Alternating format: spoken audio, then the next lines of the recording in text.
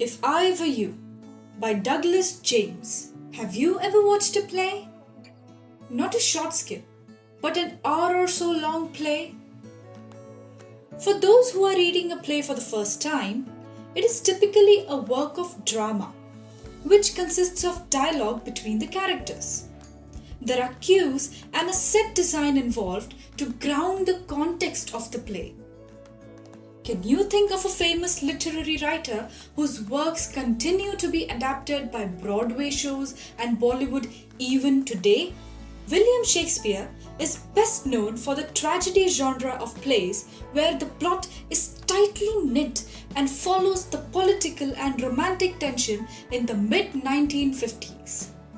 There will be love, betrayal, and blood in most of his popular plays, and all these themes would be seamlessly woven into a gripping tale. Can you name some Hindi movies in the recent past which are adaptations of Shakespeare's plays? Ram Leela, Haider, Omkara. If I Were You is a play written by Douglas James which uses humor to cleverly engage the audience. Pick roles within yourself and read the play out loud in class. Let us look at a quick summary of the chapter. The play begins with a phone conversation where Gerrard, the protagonist, appears to be discussing the details of a rehearsal. We find out later. While he packs his bag, a small sound catches his ear. Gerrard notices a flashily dressed intruder. As Gerrard tries to pleasantly introduce himself, this intruder pulls out a gun. After much negotiation, Gerrard is made to sit on a chair and answer some questions for the intruder.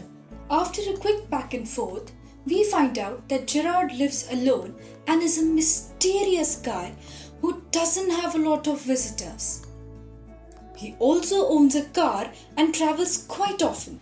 Moreover, he never meets tradesmen. He just speaks to them on the phone.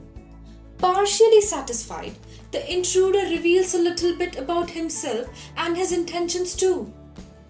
He is a jewelry robber who has committed murder twice and is being chased by the police. He plans on killing Gerrard and stealing his identity. Quickly, Gerrard thinks on his feet to come up with a cover story for himself to escape the intruder.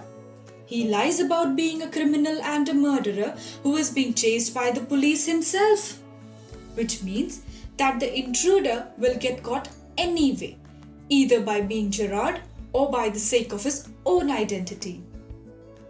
Gerrard calls his plan not so foolproof and proposes to collaborate together and escape the police. Their plan was to escape through the garage.